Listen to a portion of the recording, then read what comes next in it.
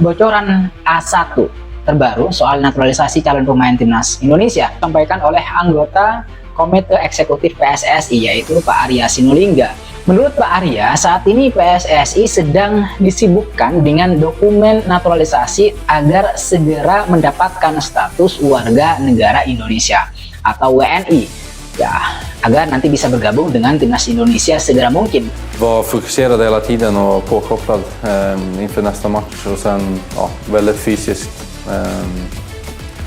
Mycket närkamper och många spelare med bra fysik, så det är en tuff liga, men det är också mycket kvalitet också. Så jag skulle säga att det är en bra nivå på ligan. Kalau semuanya lancar, dia akan memperkuat tim nasional bulan Maret. Makanya kemarin setelah pertandingan, saya ketemu, ya kan, di luar kebiasaan saya. Biasanya kan ketemu, datang gini-gini, saya ngeliat orangnya sangat serius, dia skillnya sangat tinggi, bahkan kecintaan dia sama Indonesia kan kalian bisa lihat.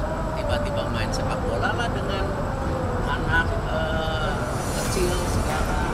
Saya rasa sesuatu yang out of the box. Makanya kemarin setelah pertandingan saya tanyakan lagi, kita kalah loh 4-0, yakin?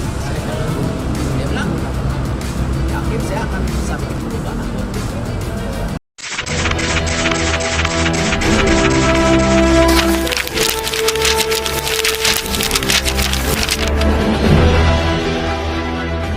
Erick Thohir diam-diam ada dan komitmen yang kuat dari kedua belah pihak.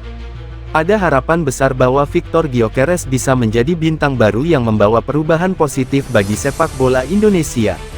Dalam beberapa bulan ke depan, proses naturalisasi Victor Gyökeres diharapkan berjalan lancar, dan kita semua menanti momen ketika ia resmi bergabung dengan timnas. Apakah Victor Gyökeres mampu memenuhi ekspektasi dan membantu timnas meraih prestasi di tingkat internasional? Semua mata kini tertuju pada sang striker muda, yang diharapkan bisa membawa harapan baru bagi sepak bola Indonesia.